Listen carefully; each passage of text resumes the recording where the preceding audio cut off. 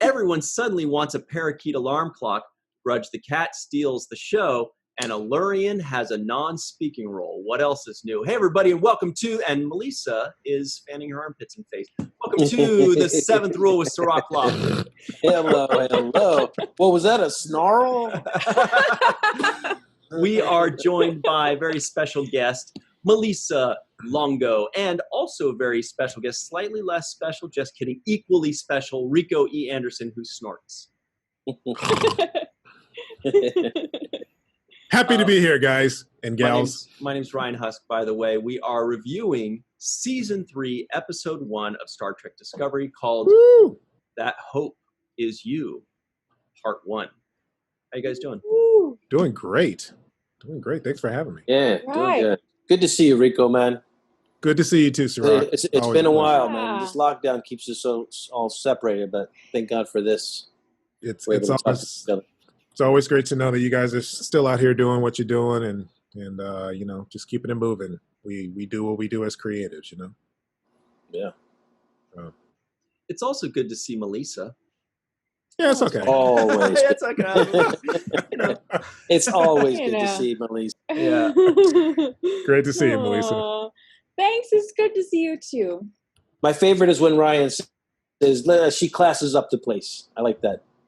Aww. She does. That's so sweet. She classes up the joint. There are very few people that class up our joint. Melissa is definitely at the top of that list. Rico, you're pretty far down that list. But I'm you're the lower. on it. I'm the lower decks of classing up any joint. So. You bring the funny though. So that's cool. The fun or the E? Funny, not fun. Oh, okay. Okay. E-fun. Glad we cleared that part up, because good Lord. If you were a rapper, you'd be E-funny. No, really? Like E40? No? Really? Oh, my God. That's okay. I'll show myself out. You're trying to get sued. Where's Scott's laugh track? Yeah, we need some laugh tracks. This is so good. Is there a wah, wah, wah? So we just watched the first episode of Season 3 of Star Trek Discovery. Lots of crazy stuff, lots of fun stuff. Can we just start with the elephant in the room? I already mentioned it. The bright red and other colored Parakeet alarm clock. Are they going to merchandise that or what? I think everybody's going to want a Parakeet. Oh, yeah. That was... You kidding? Yeah, but they have to have a parakeet responsibly. Pets are no joke. Their work, their responsibility. You know, if you see a dog on TV that you like, commit to the dog. Don't just say, oh, it's cute for now, but now I'm going to go drop it off to the shelter because I'm bored with it. Anyway. Something tells me, though, and just we all call me crazy. We felt lectured for a second. We're like, oh, sorry. We're getting serious now. Hang on. Sorry. I feel like we should have Sarah McLachlan like in the background singing while this is It's like, sorry. I feel so bad. Oh my gosh. Here's the only thing, though. I think in that, not to knock what you're saying, Melissa, but I have a feeling that them selling it is going to be, they're not going to be real parakeets. What? Yeah, you'd think, but you know, just in case. Yeah, I think there'll be hologram parakeets. Yeah, because you'd have to question why. It's like, what did they do to that poor parakeet to have it all? This is This is true, but you know, after Finding Nemo, how many people went out to buy clownfish? And this is true. See, you guys, we make jokes, but Melissa has a good point. Thank you, Melissa, for lecturing us correctly. She's just putting things in perspective, you know. Right. Let's not get carried away and abuse parakeets. Exactly, and you know, and the overfishing of the clownfish, you know, disrupts the kelp forest. So. Right. We're still recovering from the great Gormagander problems of 2017. Not sure what that is, but okay. Gormagander. I'm with you on that, Rico. It was the giant. Oh no, that was second season maybe. The giant space whale from Discovery. Oh, yeah. That they were eating at the No, the thing that Harry Mudd flew in on. Right. The giant Gormagander. Yeah. Right, but remember when they went to that planet and Tilly was eating something and they were like, it was space whale. Wasn't that the same thing? They just... Maybe. Oh. I'm not a nerd. I don't know everything about everything, Rico. Well, you did say Gormagander 3 times. You did say Gormagander. Right. If you say it 3 times, it appears, so be careful. Hopefully not in your living room. That would be like bad. the Candy Man? Yeah. Except the Candy Man is, oh yeah, you know. Yeah. Shout out to Tony Todd. Tony Todd. Yeah. Tony Who Todd. played Jake Sisko, actually. Yeah. He did. I like the bird clock. I thought it was a nice little touch. And that's actually one of the things that makes me excited when I watch Star Trek. I like to see little hints into the future, little futuristic ideas. And they've been so good about doing that throughout the series and throughout the franchise history. Yeah. Just introducing products that eventually make it to the real world. But I just like seeing the technology kind of advance. And I thought that this episode gave us a real good glimpse at some of those things that I like to see. Right. And that whole first scene had so much good stuff. I was hoping to talk about that a little bit, even though it was only like 2 or 3 minutes. It was so good. We see this dude who eventually ends up being Michael's communications officer, which I thought was awesome. I love that part. Mm-hmm. But it was such a great opening sequence of him cleaning himself and him carrying that box that we find out later. We'll just say it. That flag, for some reason, I was blown away how beautifully folded and packed that flag was. I was like, dude, that's like a work of art. Yeah. I don't know why I was so obsessed with that, the way that it was folded, but somebody's good at that. It's obviously a play on how the military folds flags and gives them to the families of people who've passed away, and so that's kind of a military thing. Yeah. I think they just took that concept and expanded it with the United Federation of Planets kind of idea. But I did like that opening scene. One of the things I really liked was the bed and the way it collapsed into the floor like sand. I thought that was another cool visual effect for, like, you know, talk about cleaning up your room real fast. That's If only we had that for our studio apartments, it would be like, no, jeez. This bed is in the way. If I just didn't have this shelf in the way. Right. Computer. Yeah.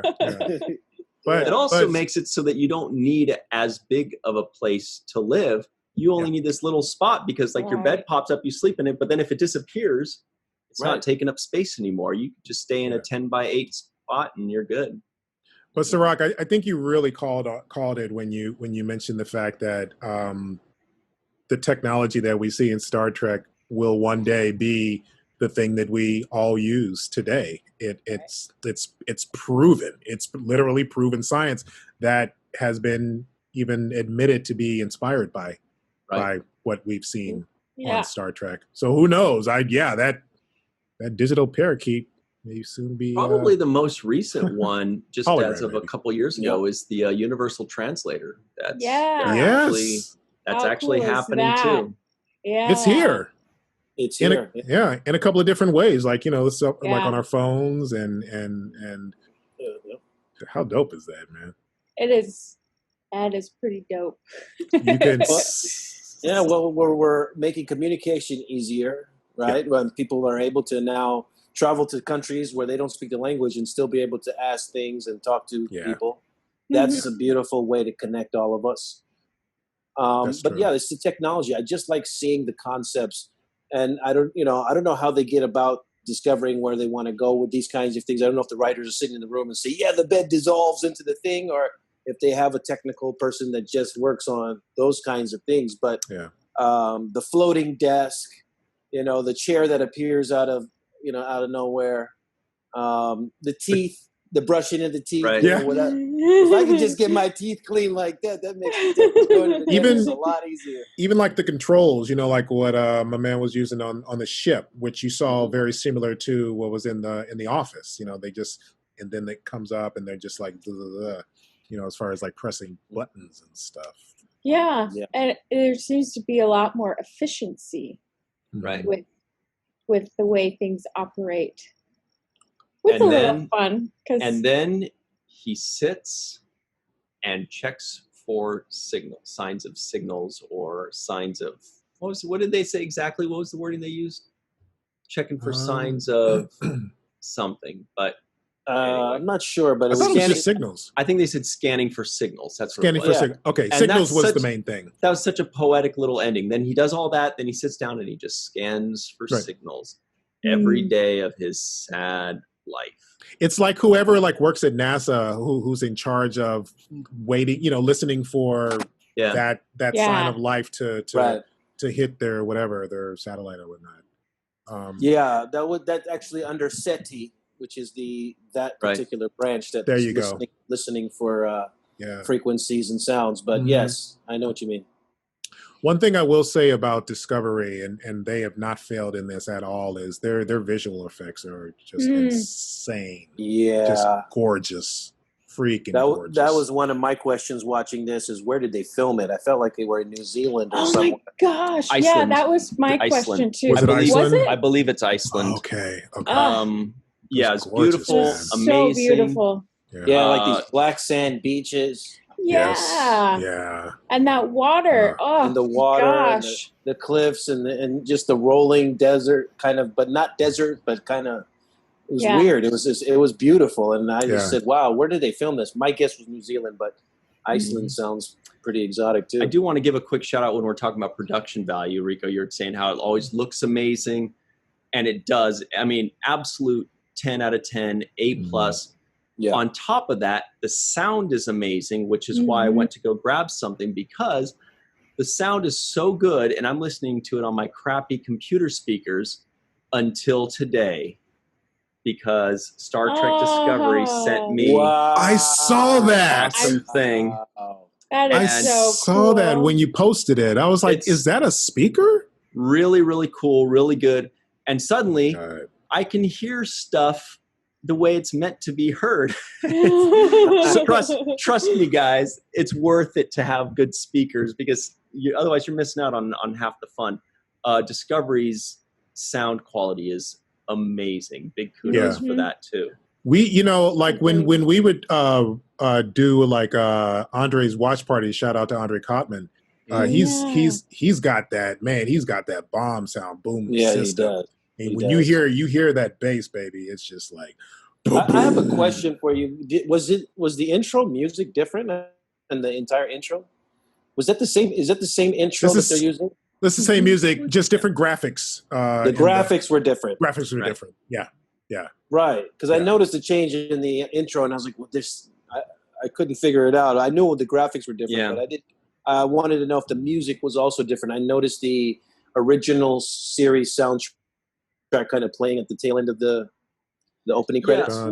Right. Always kind of been there. That's always been there. If anything, maybe it's an updated version. I didn't notice it being I didn't notice it being a different song. It might be updated, kind of like everybody knows on Enterprise after the second season, they updated to kind of a snazzier version of Faith of the Heart. Yeah. You know? Right.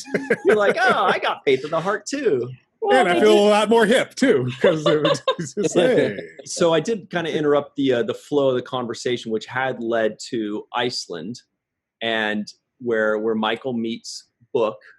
We'll skip the science there, because there was a lot of stuff that made my eyebrows raise, like when she collides with the spaceship and then crashes onto a planet, but she's fine. Well, the spacesuit absorbs a lot of the shock.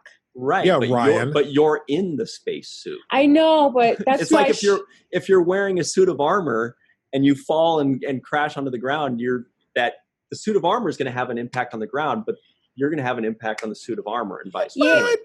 But we're skipping that. We're skipping all this. But that's why she rebooted while she was falling, so and it she would said activate impact shields. Exactly. And reverse thrusters. So yes, I'm with you, Malissa. They kind of explained that away a little bit. So I did catch that too. It's true. They covered it. I was just still a little like, It's like Iron Man. Think about Iron Man when he takes all the hits that he takes. Hey, Iron Man does it because he has a magic shield. No. Okay, touche. And then the conversation went completely south.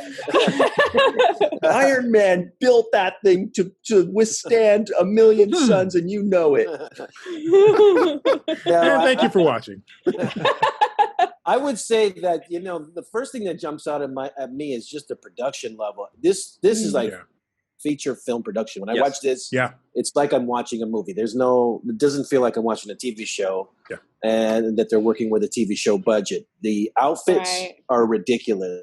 I love the leather and the outfits. So all of the costume designing in this is just fantastic. The makeup is great. I mean, we got to see the Andorians. We got to see the Orions. I like the makeup. I like the way it visually looks. It's like so clean.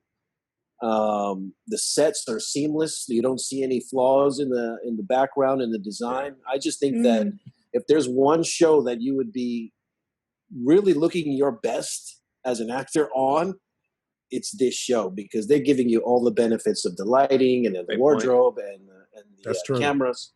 This is the show. Yeah. When you were talking about aliens, you did not mention the Lurians, which we mentioned on Deep Space Nine a few times. That's Morn's alien, you know? Oh, yes. And that's why I mentioned at the very beginning, I said the Lurien has a non-speaking role. Yeah. What else is new? Big surprise, right? Because I was waiting, I was like, we knew there was going to be a Lurien in there because we saw the images of it. But the whole question for me was, is he going to say something? And the answer was no. You know what? No. When the monster was coming out and eating all the people, I was hoping that they would do a thing where the monster would eat the Lurien, and right as it's like chomping on him, all you hear is, ah! And then he just dies. But that would be like the only time in how many years? 7 years of DS9, and how many years after that you hear something, but it's just like literally like a little peep. It's kind of like Maggie from The Simpsons. You only heard her once actually belt out something. So if I remember correctly, wasn't it Immo Radke out in Germany that told us that they have overdubbed versions in German where Morn like laughs in one thing or something, right? Melissa, really? I remember that. I don't remember specifics, but I do remember him mentioning that. I would like the Lurians to sound like a dolphin. I think making those dolphin clicks and sound, I think that would be like perfect. That's how they talk. Right when you're waiting to hear words, that's what you hear. It's like you're like squeals and whistles. Yeah, just to torture that actor. They're like, okay, now make some dolphin sounds real quick. And they're like, what is a dolphin? They're like, yeah, go ahead. Okay, put the boom mic right on him. Okay, here we go. And action. Still rolling. All right, great. Put some clicks God, in there. One more time. One more time with clicks from the top. Still rolling. Yeah. Still rolling. Yeah. Still rolling. We're just going to keep doing this until the wheels fall off. Yeah. Because it's so stereotypical to just be like, he's, because they're all big dudes. There's like, but it'd just be hella funny if this person just had kind of like a Mike Tyson type squeaky ass voice on the thing. The Mike Tyson of aliens. Right. It's like, really? Big dude alien, man. He's got that. Okay. All right. You never know. Right. That's how he talks when no one's watching. Yeah. Basically, like Cardi B when she's doing her little. Right. One of those. Right. I actually thought of our entomologist, Dr. Sue, when they had the insect scene where that one insect was eating like the other insect. Right. Yeah. That was really cool. That was pretty great. Yeah. I actually like that. And I like those touches, What about this actor, this guy that they playing Cleveland Booker? I like him. Real quick, Susan V. Gruner, if you're watching this, let us know what you thought of those two insects. Like when we watch things, we try to go like, does that seem like a real insect? But she's got an even keener eye where she could look closely and be like, there's no way that, an exoskeleton can move in a way or something like that. Right. And so let us know when you saw God. those, Sue, what did you think of that? But anyway, yeah, the guy that plays, what's his name? Something Booker? Cleveland. Yeah. Pretty good, Great. pretty fun. I love that he's an I animal thought- lover. I like. Yeah. I like his cat. Yes, Grudge the I cat who's a love giant that. beast. I'm gonna tell you though, for 2 seconds, I thought we were seeing the return of like the alien race that was Gary 7 was behind. Because if you remember Gary 7 from the original series, Cirroc does. Yeah, he had a cat. Yeah. Yes, he was there. He had a cat. And the cat was Isis, name is Isis. But I don't know. For 2 seconds, I was like, I wonder if that's the dude from the planet where they all own cats. And the cat turned into a human. When he was being really sweet to his cat, was he being like, Ice, baby? Dun, dun, dun, dun, dun, dun, dun. Oh, Yes. no. Hi, no. Isis, baby. No. See how he doubles down? And Yeah, then he you're just doubles like, down. You got to just Really? go with it. Yeah. Oh, right. He makes you say it. He makes you stay here and listen to it. I don't know how you guys do it every week. That's why I only jump on the show once every other month, because I'm That's why like, Melissa was Oh. fanning her pits. She was like, all right, here we go. Here we go, another Here comes dose. these the gauntlet. guys, I tell you. Here it comes. Another dollar. dose. Another. Anyway, so we were Another- talking about book.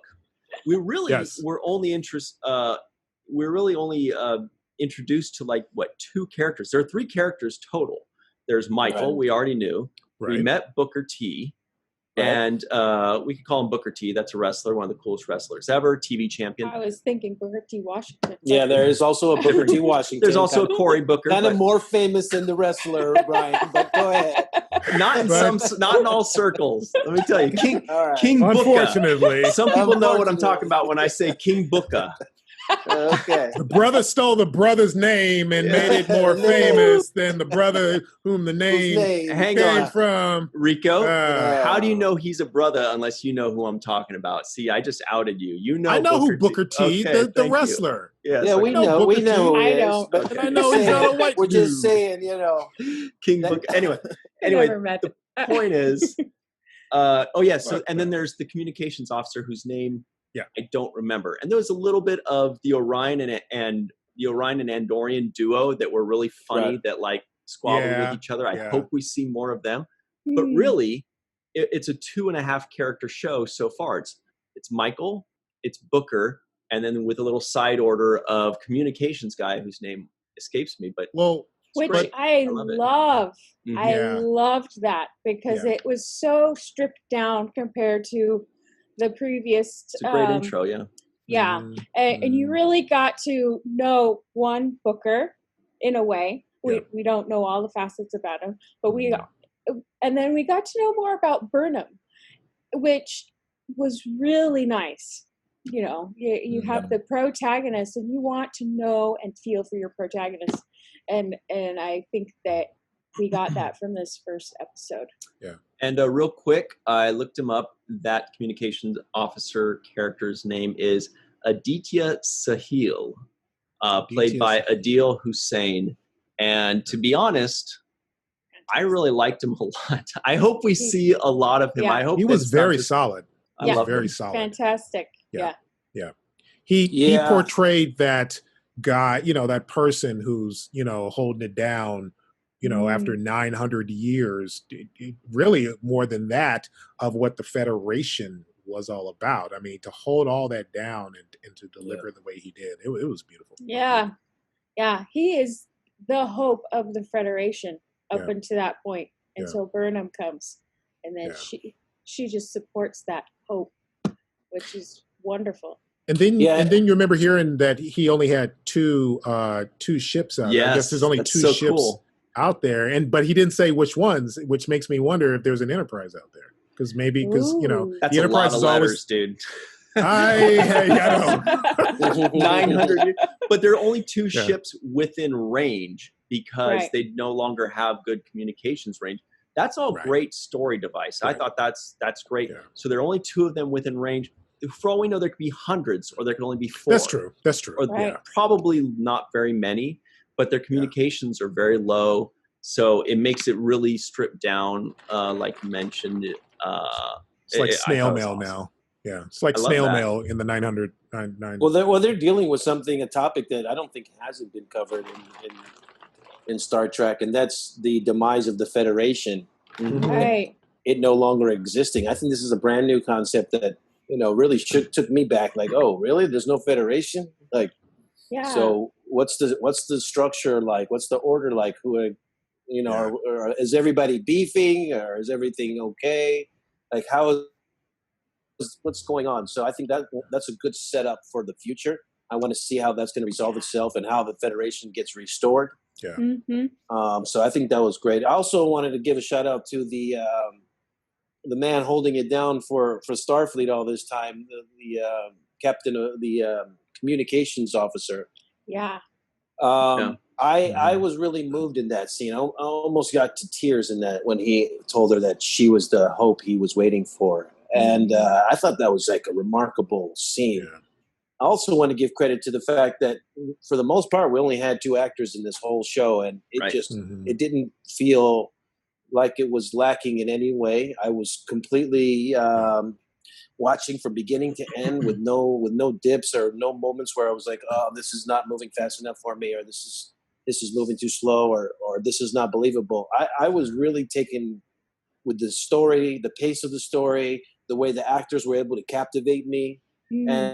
And I also want to make a shout out to the fact that, we're watching a whole show with 2 black actors as the lead.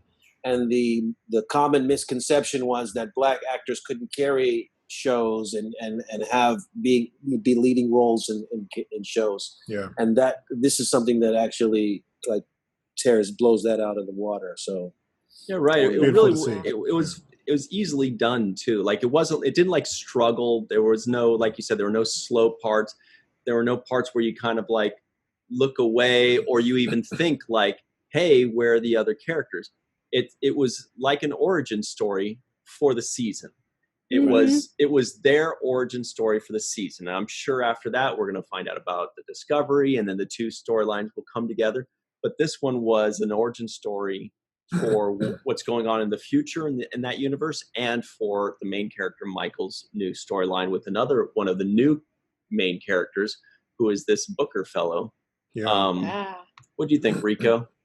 Were you pissed the whole time? Were you like, I'm sick of these guys, I want to see Nan? This is not Star Trek. No, all that, right? No. Well, first of all, I just want to say that, piggybacking off of what you said, Cirroc, first of all, and this is no shade at all, because I agree with everything that you said, but then I also look at where this really, really seriously started, and that was DS9 with you and Avery Brooks in that relationship. I mean, that really kicked off what you said in terms of who could carry a show of this magnitude, and how it carried over to when you saw like a lot of the Black Admirals, when Cassidy came onto the scene, and you saw that love. First of all, you seen the love of a father and a son, and a Black father taking care of a son, and that dynamic, and then just the Black family structure, and and it's all in space. It's in the future. So that credit really needs to go to what you and Avery Brooks did, and what we saw last night in Discovery is just a credit, is a huge credit to that, and yeah, man, and it was a beautiful thing to see on both accounts. So just adding on to what you were saying, but giving credit where credit is definitely due, just as much from what you guys did 20-some years ago. Right. Beautiful. Very well done. He's like, Cirroc, you're not escaping without your credit coming in. Also, you guys kicked it off. Lower Decks. Yeah, we did kick it off, and that was then also a common misconception that you couldn't have Black people in lead roles and carry shows of this magnitude, and we did. Avery and I were able to dispel that myth, but I'm glad to see it carrying forward today, and I'm glad to see it also being, something that doesn't inhibit them from trying to do this kind of story and trying to make these kinds of stories, because we are getting good television, we're getting good programming, and it doesn't have to be even seen through the lens of color. I just want to acknowledge that it is. But we also get a lot of growth on Burnham to this, as we're now starting to strip away, all of the layers. Yeah. And I think that her and Booker's conflict and their kind of back and forth with each other is revealing a lot about who she is. And I do like the tension between the two characters. Yeah. Mm-hmm. You guys think they're going to end up hooking up or what? Oh, yeah. It's in the trailer, isn't it? I don't know. Yeah. Yeah. Yeah, I think so. Once you got your shirt off in the first I know. episode. First thing. And then Burnham's like this. Right. She's looking. Let me just peel this off real quick. Yeah. Yeah. We're in Iceland. I think I should go shirtless for a minute. Yeah. We're in Iceland. Why is it so warm in here? Yeah. It's because they're rolling around in the gravel on each other. Yeah. Like, oh boy, this is such a tough wrestling match right now. Boy, oh boy. Oh yeah. Come on, you already saw that, Ryan. Yeah, I'm sorry, man. I think I cut you off, but you were mentioning Lower Decks a second ago. Yeah, that's it. The Lower Decks also is doing a great job with that. I mean, yeah, the character is black. The captain is black. The admiral is black. Now, they get it's a little less points because they're all in the same family. So of course, there's something kind of going on there, but it's still really cool that, they're willing to do that, to say like, look, they can be the leads. They can be in positions of power. Right. They could be wrestling around in the gravel, And what is, I wanted to ask, because I don't know, is Booker's character an alien race that we've seen before? This forehead that glows? I don't think we know. I don't know anything yet. Yeah, Melissa, yeah. I don't know anything on that.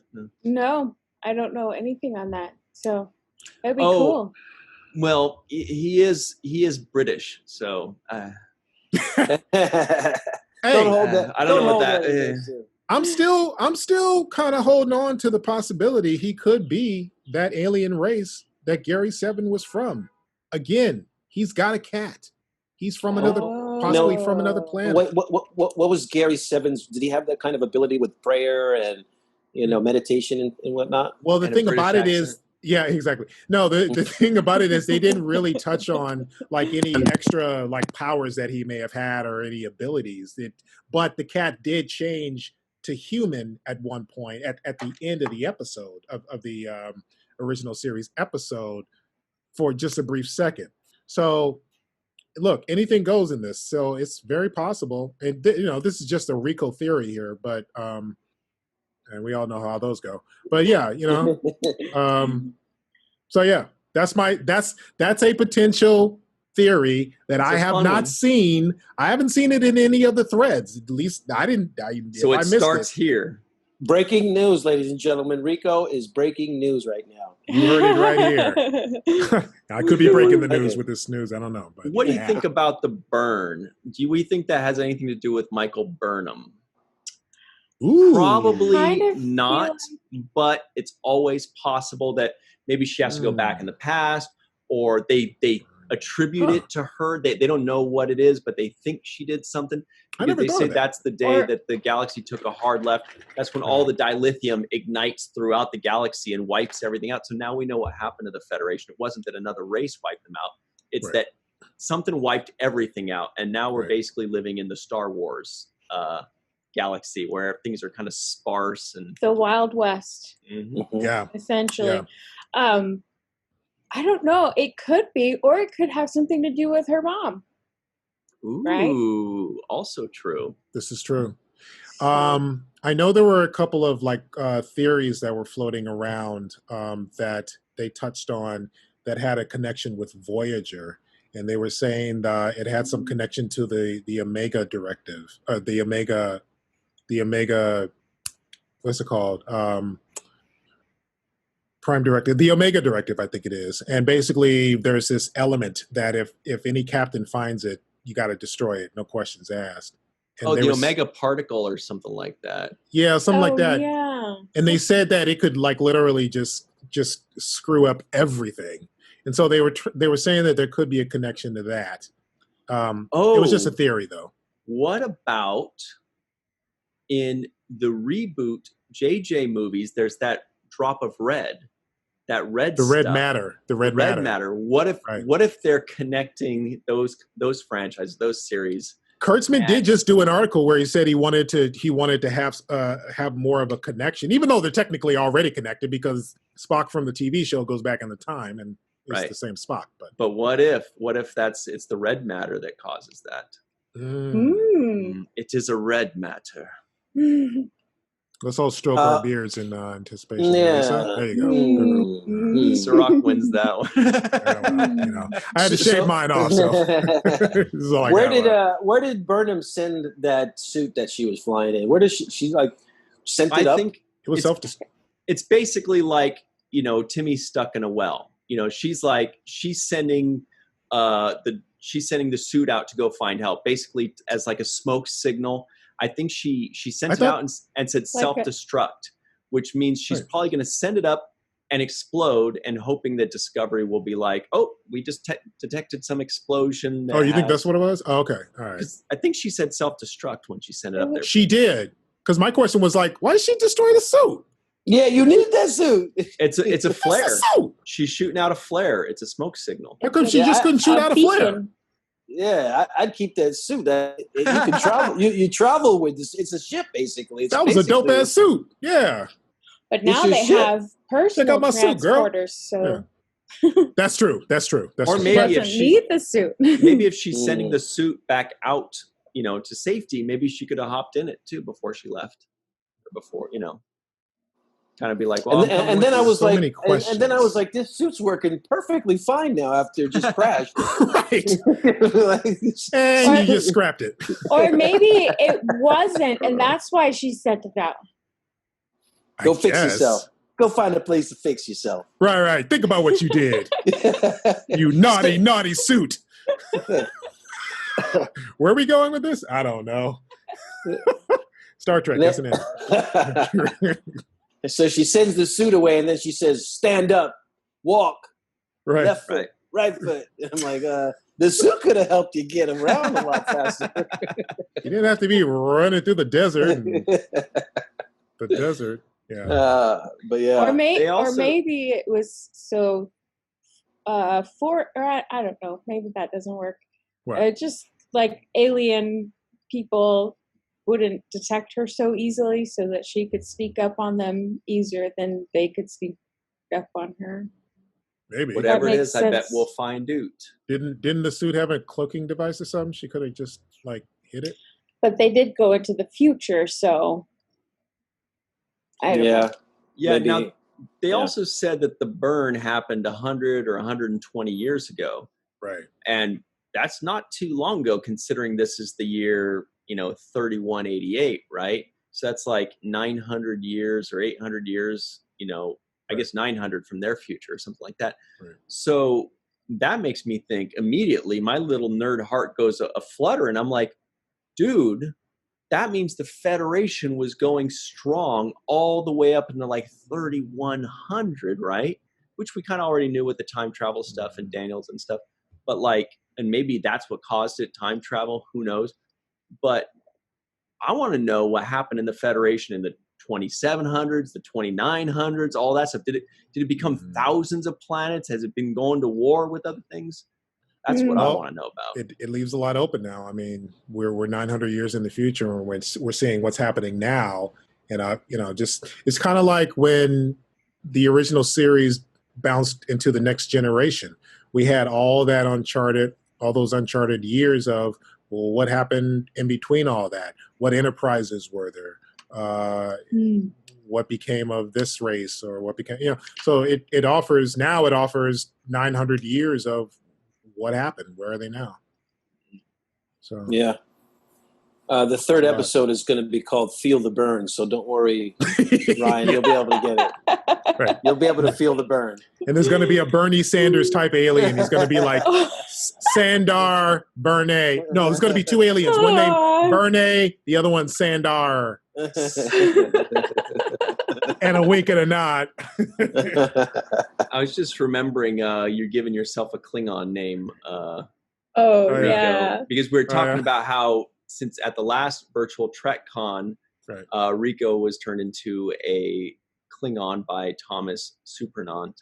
Yes. And that Klingon never got a name, and he was saying some very peculiar sounding names. So the name that I thought of was Rico. And in the way that the Klingons spell their name is R-I Q, apostrophe U. Apostrophe. Yeah, Q, yeah, apostrophe, then Q-O-H. And I said son of Harry, which, well, I didn't say it with the French accent. But Yeah, it sounded like French. It sounded French right there. That sounded French. Yeah. Rico, son of Harry. Henry. Henri. Yeah, who was my father's name. So I was like, because, you know, well, like, you know, how like when McCoy was saying it, was like, Leonard McCoy, son of, I don't know, he named his dad's name or something like that. He was like, son of John, I don't know, shit. But, you know, yeah. Kauai. Speaking of that, you guys remember the code that Book had for his spaceship? By the way, they don't have, I guess in the future, they don't have things in your computer. Yeah, they don't have things in your computer that don't say like, sorry, that passcode is too easy. You have to have capitals and you have to have, Sticky's pretty quick and easy to figure out. I mean, what is that, like Sticky. 6 letters? But when I heard Sticky, I was like, is that a reference? I don't know, man. That sounded like a reference Sticky? to me, but I'm not gonna go. No, I didn't. Actually, I thought it was a setup when he was doing that. I thought they would enter that code and it would cause something to happen. Right. That would like be cool, initiate some technically kind did. of thing. It did, yeah. Wow.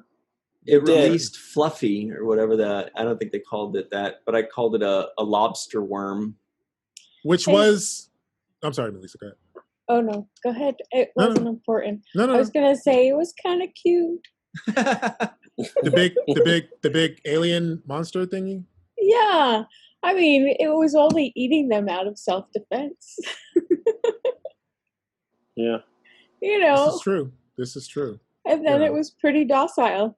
Right. Apparently, it swallows you whole and spits you back out whole. Right. Doesn't actually take bites. No. I think it was biting the other aliens, though. Maybe it has fingers in its stomach because remember, it was swallowing other aliens, but it was able to spit out Michael specifically. Right. And so it's like in the stomach, she's like, well, I guess we're dead together, huh, buddy? And then and then the stomach was able to specifically grab her and be like, nope, not you. You're staying in here. You're going through the rectum, buddy. But you're coming out here. You know, like you're out of here. Very good control of its stomach. Well, she was the last to go in, and there were all those extra thingies in the throat. Exactly. It's got little fingers that fling it back out. So maybe it was too full, and it was just or I don't know. Like a snake. Like a snake digests one rat at a time, but can eat like three at once. I didn't know that. Well, snakes can eat freaking alligators. So alligators, I mean, humans. So yeah, I guess that would make sense. All right. Forget I said that. Easy. I'm so ashamed.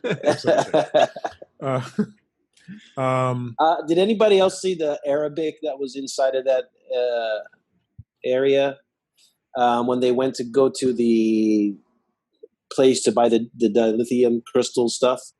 Arabic, the language, like Arabic writing, or yeah, it looked like Arabic writing was inside of there. You know, there was a big it was a very busy scene. It actually reminded me of the Free City from a Picard show, but it was kind of a busy atmosphere that they were walking through. And if you saw the signs and all the like holographic signs and different things, one of them I thought was Arabic writing, and I was like, oh, that's pretty cool. They threw some Arabic in there.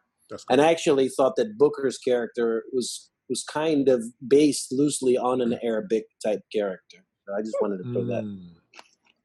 I was definitely looking for Easter eggs because, you know, a big scene like that, you know, they're going to have an article where it's like, did you spot the Easter eggs in the big old market scene? I don't think there were that many, but there are definitely going to be some. I thought we would see Quarks, some kind of Quarks bar type. Yes. Maybe Sin Quarks City kiosk. Social Club. Yeah. Something like that. Quark's name at least survived him. Cirroc, I was interested to know who that Arabic character is that you thought Book might be related Tune to in. or a reference to? No, I just thought that the language that he was speaking, because there was moments Okay. when he would speak, and the language, I just thought that there were words that seemed similar to the spoken Arabic language, and then I saw the writing inside of the area that they were, the little I forgot what they called it, but they called it the mercantile area, where all the merchants were trading. I felt like I saw Arabic writing, so I just thought, oh, maybe they're incorporating something new, something something a little bit different, something borrowed, something blue. Yeah, something possible. Yeah. We already only have about 5 minutes left, so crap. let's get some fun. I know. I'm livid too. You guys talk too much. It's true. So let's get some final thoughts on this. I mean, what's cool about this is there are really only 3 characters to go over, and we went over them. So that's cool. There are, like I said, there was the Andorian and Orion team, and it seems like Kurtzman likes to reimagine aliens. You know, how he turned Klingons into whatever those things were that were also Klingons. Yes, of course, also Klingons.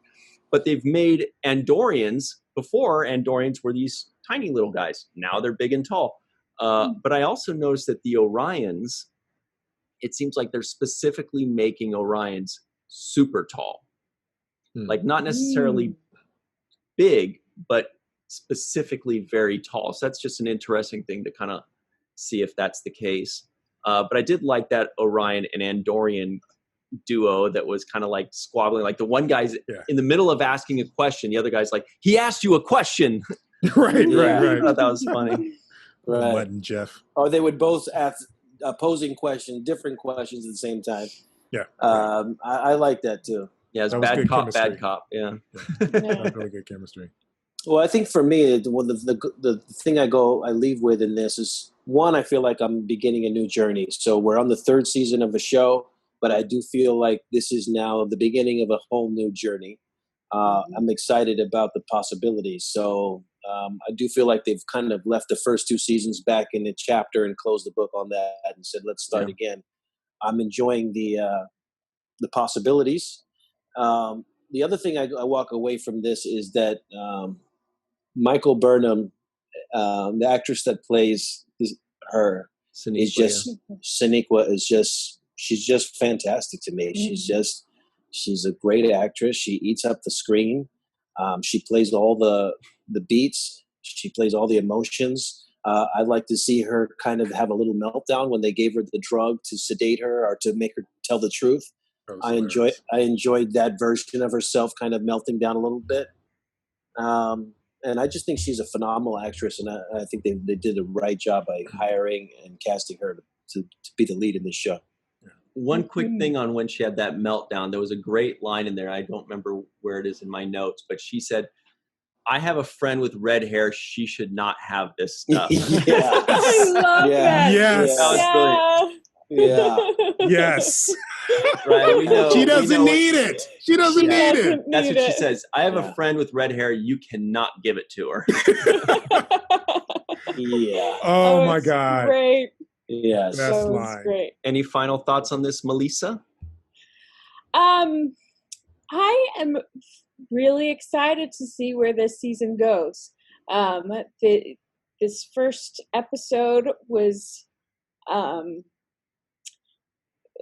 great with the way it told the story and how it was very detailed, and there was character development from the first guy that we saw on screen to Michael's character to Booker's character. That was wonderful, and it laid some really wonderful seeds. So I'm really excited, and I have to say that and this is a side, but that I don't mind that Kurtzman reimagines the aliens. I think it's kind of neat that he uses his imagination to take these aliens that we know and plays around with them and makes them more alien rather than human. So I don't mind that. I like that he explores. Right. And 900 years in the future, or 700 years from where the farthest we know, these aliens can also have evolved. Exactly. Like some of Lurians can actually start talking for once, or Andorians can get taller, even though we saw them in the past taller. But it's true, like aliens can also change even more drastically, through evolution, even though evolution doesn't go that fast. But with technology and sci-fi stuff, who knows? Anything gonna happen. Yeah. Well, Rico? Well, just a quick piggyback off what Melissa's saying. I've always felt like, okay, maybe some people have issues with like the way the Klingons looked in Disco, but Kronos is a big planet. All Klingons don't look alike. At least in this case, even in Picard, they I thought brilliantly solved the whole thing of why the Romulans all of a sudden have ridges on their forehead. Some are Northerners, some are Southerners, or whatever. Exactly. And I love that. Said I was in one line they explained it. He's a Northerner, and it was just like, he's stubborn. I love it. I was like, okay, that we just had something answered that I don't know if it was like an issue, but obviously when we first saw the Romulans, it was kind of like, oh, they got ridges on their forehead now.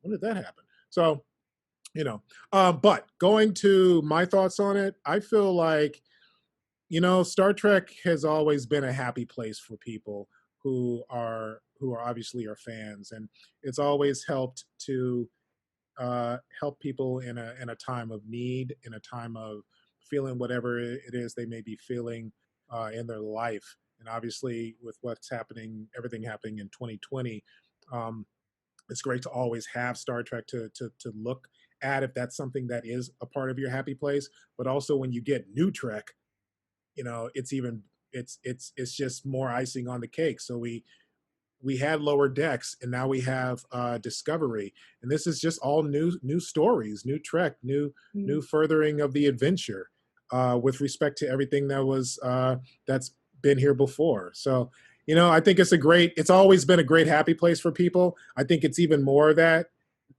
considering where we're at in this lifetime in 2020, and it's only helping. And even Totally. with what is happening with Virtual TrekCon, and with what you guys have put forth, this is such a beautiful thing, just because, and I want to say this publicly, this is a beautiful thing because it's literally taking what was stripped from us as far as like meeting together and having that camaraderie and that friendship, and just seeing fellow nerds and fellow humans and fellow everybody who has that love, and it's taking it and putting it in a digital form, but doing it in a way that is it's great. And so many people are loving it because it is a great alternative to what we can't necessarily do right now. So I say that in relation to Discovery, it's a great happy place. So awesome. Well, thanks very much. We're going to have to end on that note. But let me get a couple things in really quickly. Two more notes. Ryan. Two more notes. B flat and A sharp. That's the same note. That's a music joke. Same note. I want to say that I love the line "space broke." I think that line came off in this episode where book says "I'm space broke." I think that should be it. That needs to be on a T-shirt somewhere. It probably will be. That's like the Flintstones would be like stone broke. Stone broke. Right. Yeah, space broke. I love. I also want to give a shout out to the scene where they beam up underwater, and you get to see the water kind of disperse a little bit. I love the underwater beam into scene. I also like the idea of them maintaining the Endangered Species Act, and it's still being relevant that many years into the future. We need to protect our endangered species. We need to protect life. And the last thing I want to say is the joke that I felt it was a joke when Booker says to Burnham, "You're pointing that antique at me," and he was talking about her phaser. Yeah. The irony there was that he had a sword or a knife in his hand. I'm thinking, what's more antique than a knife? So those are my points. But overall, really love this. And I also want to say I love the idea of true believers, because that's the thing that Yes. really ended up this whole thing. And I think that all of us are true believers in our own way of Star Trek. We all see it in a place where we feel like it will eventually manifest and materialize. So I think we're in our own way, as we watch the shows, we are true believers of the idea of Star Trek. Agreed. Beautiful. Yeah. Agreed. All right. Now we have to go. Those were the So final anyway- jazz oh, sorry. notes. But thanks very much for watching. Thanks very much for participating. You make it really easy on us. Rico and Malissa, thank you so much for joining. Everybody at home, thank you. Check out the rest of Virtual TrekCon. And thank you to all the producers that have helped us, supported us this whole way through. So thank you guys. Always remember the 7th rule.